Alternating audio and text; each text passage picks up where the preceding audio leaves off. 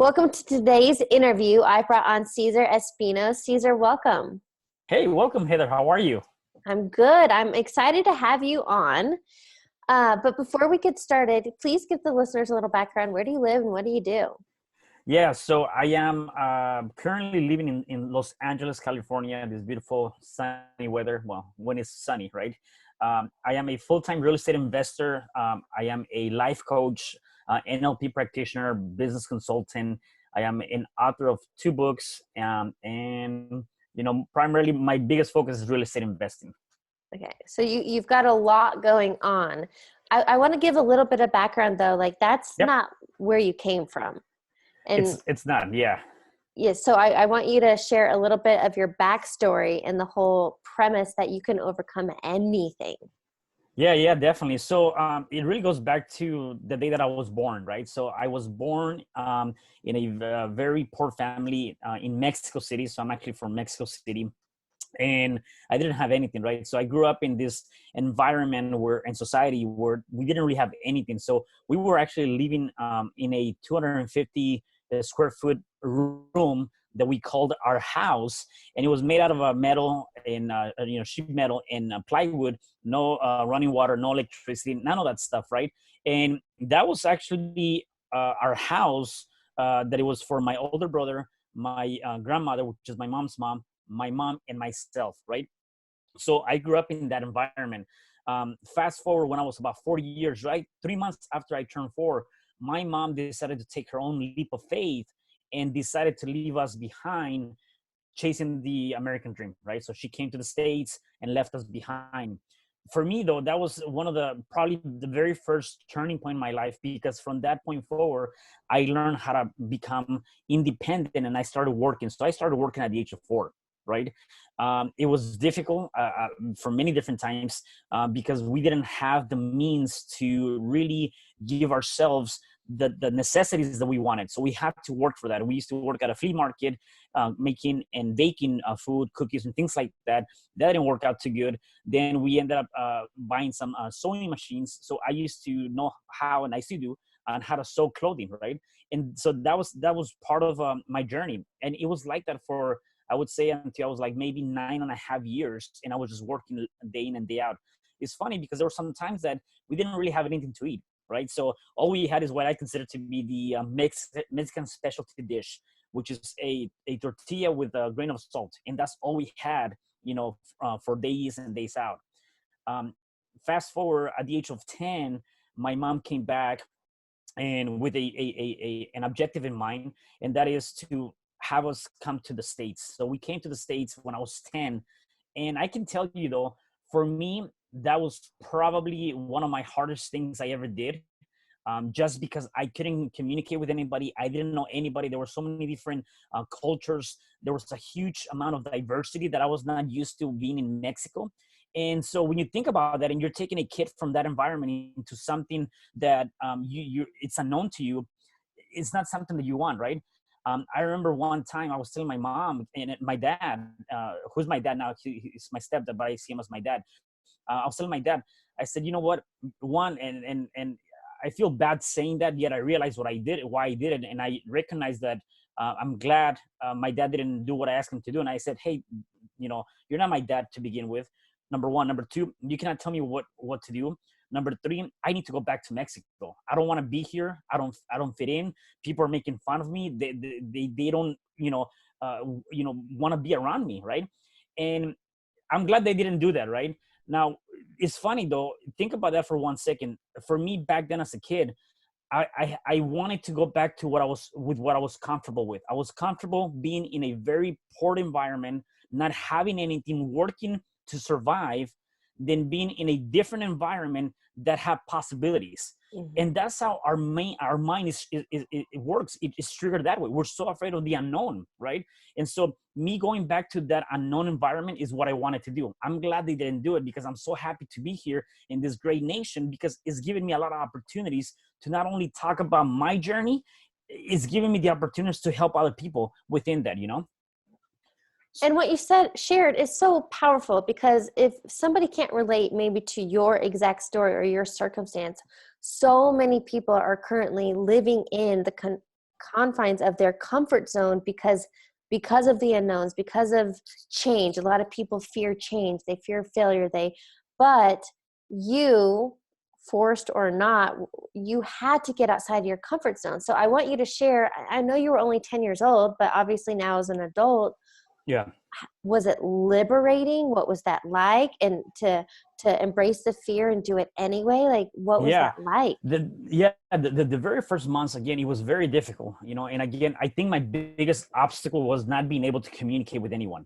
Mm-hmm. My biggest obstacle too was that when I grew up, if I take away the fact that my mom left us, it was just my older brother and my grandmother, right? And so when I grew up, I was always very close to the two of them. Well, my grandma decided to go back to Mexico, so it was just me and my older brother. Well, for the first 10 years, we were going to school together, so we were like, best buddies. We're always doing things together. Well, coming here, because he's 2 years older than me, they put me back into elementary. He went to middle school, so I didn't have anyone to talk to. And so for the first few months, it was very difficult. And that's the reason why I told my dad, take me back. I don't belong here. When obviously he didn't act upon that, which is awesome. I came to the realization that I have to fit in. I have to make a change in my own life in that moment. And what I ended up doing is I embraced it. I surrendered, right? And a lot of people, in my opinion, is some of the clients that I have in my life coaching is they gotta be able to understand the circumstances and surrender and allow for that energy to fit in and come through, right? So I surrender. With that, I'm very happy that by doing that, I started getting to know people. Even though I couldn't communicate with them or understand what they were saying, we were doing sign language or whatever the case may be to communicate with people, right? And within just 2 years, I was able to. So by the time I was 12, I was able to write, learn, speak, all of that stuff. Excuse me, I'm sorry. I was able to learn and speak the language. And with that, I was able to not only do that, but I was able to fit into the society and have, the means to talk to more people from that perspective. So it was really more surrendering and understanding that I was here, for good. And so what can I do to make those changes? Well, I definitely needed to learn how to speak. I needed to communicate, which is one of the most important things you can do in any language, right? By doing that, I was able to master that. And then the other thing that was critical for me is, and I don't understand this yet to this point, and I don't get it. I decided not to fall into temptation. I decided not to fall into some of the bad influences or habits that there are. We have them every day, whether it's through media, whether it's through your schools and things like that. In my case, it was gangs. There was a lot of gangs in my school. I tried to stay away from that, and my focus was education. I'm a huge and firm believer of educating yourself, now more so through the non-traditional way. Either way, you got to educate yourself. And so I decided to not be part of that. And what really baffles me is that a lot of people that come from different countries, not necessarily from Central America or Mexico, it could be from anywhere to this country, they lose out on that opportunity of becoming better, and they fall into the temptations, right? One thing that I tell people is that sometimes people let the fear take away the opportunity, right? So do not allow the fear to take away that opportunity that's in front of you. And so I decided not to follow through with any kind of gang-related tagging crews that they called back in the day in my age, and I continue my education, right? Um, the funny thing with that though is that because I didn't have a dad when I grew up, I went through another obstacle, and so that's the reason why I decided to write a book where you can overcome anything, even when the world says no, because you're gonna get all of these things that are gonna come at you, and you got to be able to overcome them, right? At the age of 15, I ended up, getting my girlfriend at that time pregnant, and so I had a kid at the age of 16. So when you think about that, is I'm a kid having a kid, right? So I had to learn how to grow up again for the second time, not first when I was 4, now at the time of the age of 16, because I had to supply for my daughter. Although that was, I don't, I mean, that's definitely something, you don't want to do at that age. I recognize though, that moment was the second turning point in my life, because I told my daughter at that point, I said, you know what? I promise you that you're not gonna go through the things that I went through, and I promise you that you're gonna have everything that I didn't have as a kid growing up. And so that allowed me to focus more on myself, work harder on myself, go to school, and go to work at the same time. And it was difficult, right? It was very, very difficult, yet very rewarding now that I'm sitting here in front of you. And but that takes, I mean, as a 4-year-old boy, you don't know what's happening. You're just surviving, right? And then as a Right. 16-year-old, now it's again like you figure out how to survive. And again, Right. whether or not somebody can understand an extreme situation such as that, it's a choice of survival mode, and it's a choice of saying no to the temptation of the gangs. Or I think the big thing here is you can become a product of your environment, Yeah. Yeah. or you can choose to walk away and create a whole new story. Right. Yeah. I totally agree with you on that. I mean, one thing that I tell people too is that I believe that you're the average of the 5 people you hang around with. So you're part of that environment, the product of that environment. And what I mean by that, though, is that not necessarily 5 people. It's just I always try to do a few things, and I recommend this to anyone. Right? There's gotta be 3 types of people in that group. Number one, I want to be able to have people that are playing at a higher level than I am, that are willing to help me out, that are willing to show me what they've gone through, right? Because then I can learn from them. So that's one of the groups of people that I want in my environment. The second group of people are people that are playing at the same level field as I am, yet they're edifying me, they're helping me out, they're embracing whatever we're doing. We're maybe doing joint ventures, right? A lot of times we don't get that edification from even from our loved ones, right? Sometimes it has to be a stranger. So that's another group of people that I consider you should have in your group of 5.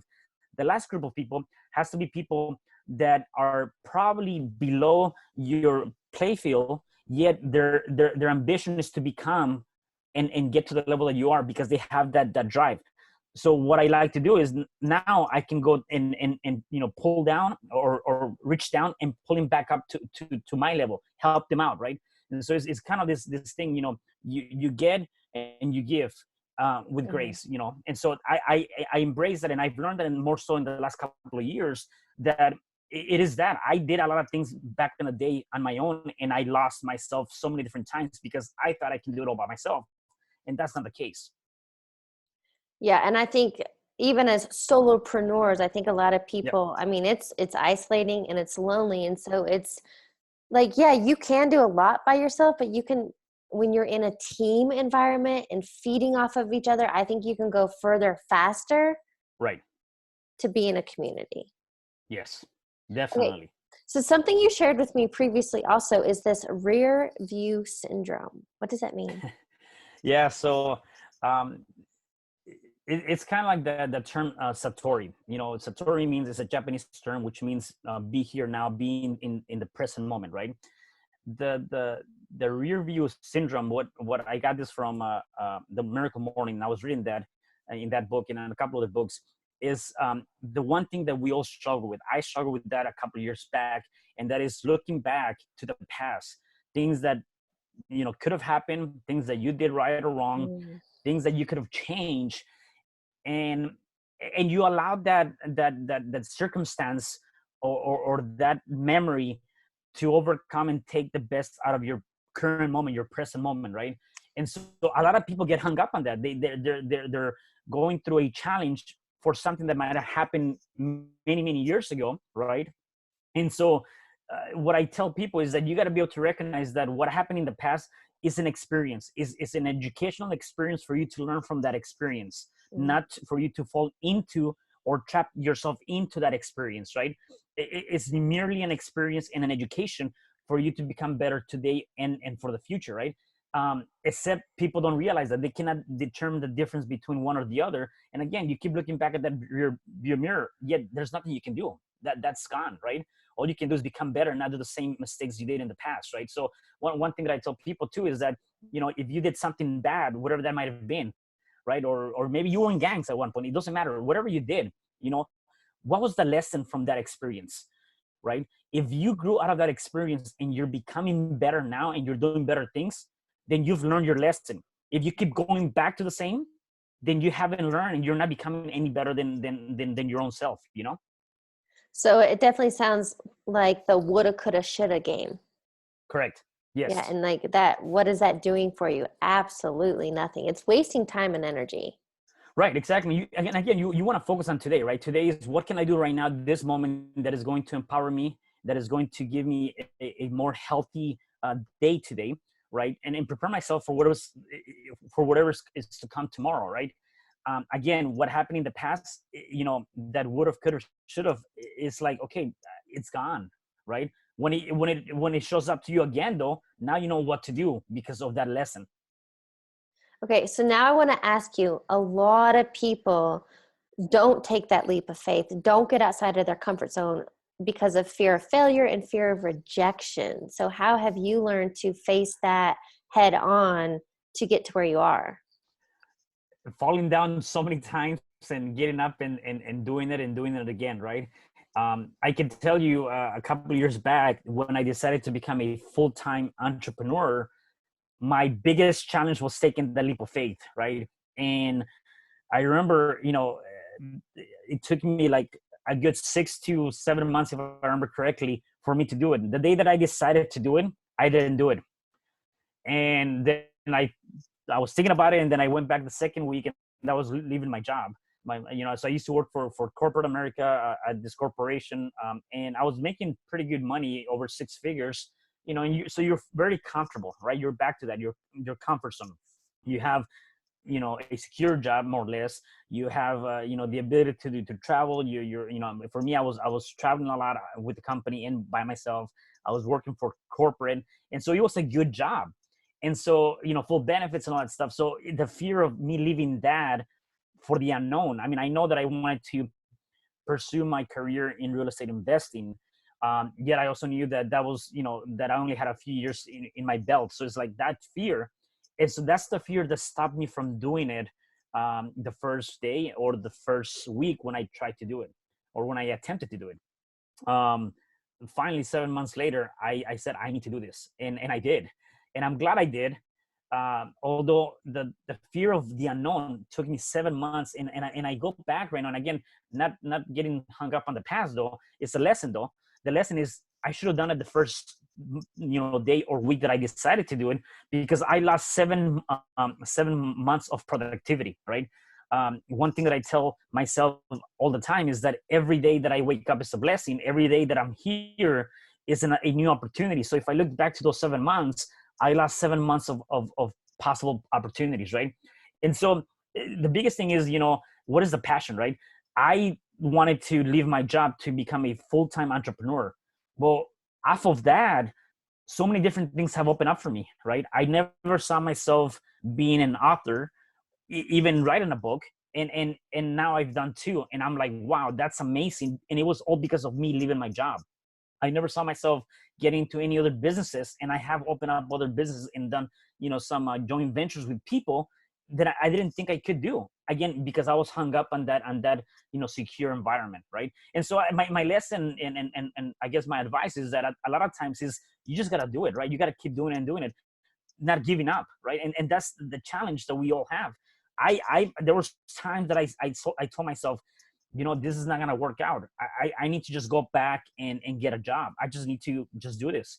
I've hit some really tough times ever since I left my job, and I don't think I ever had a bigger financial challenge, now, since I left my job, prior to me leaving my job, because I always had a job. I always had really good paying money, except is those challenges that have helped me become the person that I am.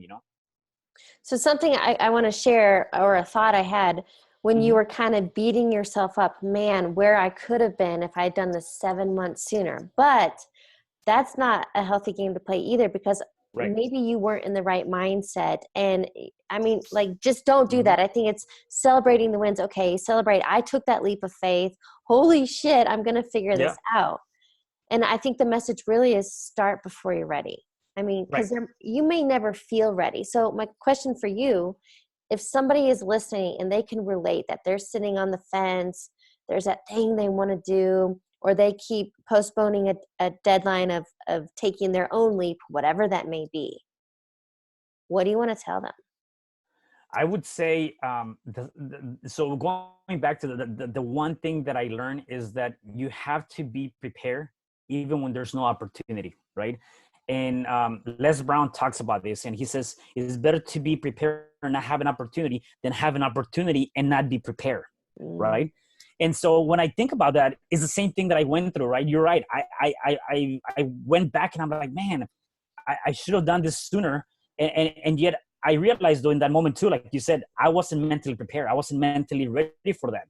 And now one of the things that I've done is I have taken a lot of those teachings and I've worked on my mind. I worked on myself, what I consider to be self-development, um, Mhm. listening to Les Brown, reading a lot of books, being around people that again, that are edifying me or helping me through my journey. And so, I don't know what's going to happen tomorrow. I don't know if something major is going to happen tomorrow, yet I'm working and preparing myself as if that one thing is going to take place. And so the biggest thing you can do is that if you're on the fence line right now, is that you have to make sure that you work harder on yourself than you do on anybody else. It doesn't matter if you're working for a corporation, they're paying you really good money.